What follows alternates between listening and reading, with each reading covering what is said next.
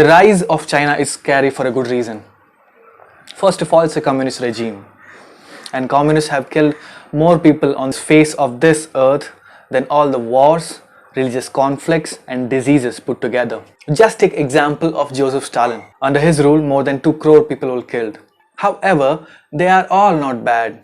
I mean, every coin has 2 sides, right? Unless you're Two-Face, of course. There are good people in communist parties like Pinarayi Vijayan. Bad, but still a joke. Due to the negligence of CCP, we are facing this issue with the virus. China is famous for its electronic tyranny. As we all know that God made man, and probably everything else was made in China. They have found ways to censor the internet in so many profound ways that it is really unprecedented. The Chinese people, they cannot access Facebook, Wikipedia, Twitter, YouTube. There is a Chinese alternative for all these platforms. So in China, essentially you are raising narrow-minded people who buy into the communist propaganda through communist channels. Basically, it is less of a democracy and more of an empire. In other countries, you can form an opinion based on the various uncensored media outlets, be it TV, social media, newspapers, public discussion, or open forums. The freedom we have in India is so much that we can even say things like Bharat ke tukde honge, as if Bharat is like a carrot or something, and still become a popular figure in the society.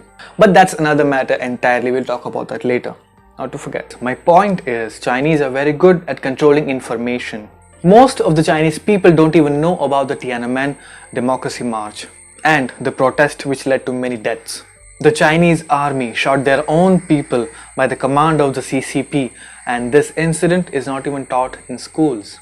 In fact, they have got so good at controlling information now that they are providing these tools to other authoritarian countries like Pakistan and North Korea. I wonder sometimes that if China thinks like Ganesh Gaitonde.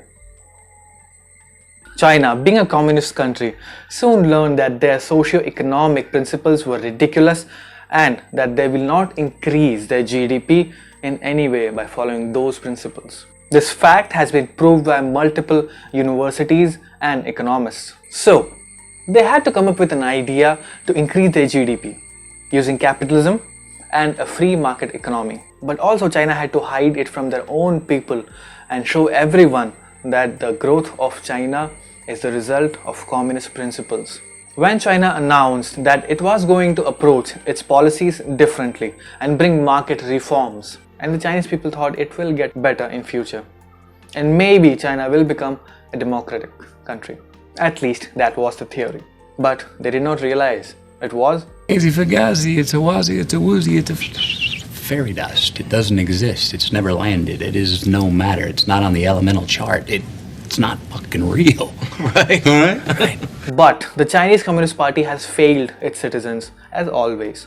In their propaganda, they call this new form of governance as socialism with Chinese characteristics. But in reality, it is just CCP's authoritarian communism with fruitful capitalism. Socialism with Chinese characteristics is the official name of this long-drawn plan to institute market reforms and to usher in riches for the middle class and lift a lot of people out of poverty, but in a very controlled way. King Xi Jinping has outlined what he thinks as the Chinese dream. He had made this a national goal and believes that China will lift itself from poverty.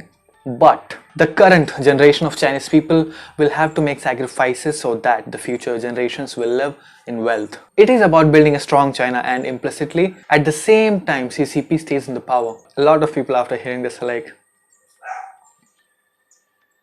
there are a lot of estimates about how much China has stolen using illegal trade practices and intellectual property rights and corporate espionage. The scary part is that even the academia is infected by the Chinese leftist ideology. And this is very scary. If you have learned history, then you know that any civilization in this world has been brought to its knees by internal struggle. And it always starts from the top universities. Let it be the mighty USSR, which was split into Russia and several other countries due to their internal struggle. India and Pakistan was split due to internal struggle, starting Jamia Millia Islamia University. See, there is a reason that Mughals made sure that universities and books were burnt to the ground. It is not just because they don't know how to read. And also the guy with the peanut mustache.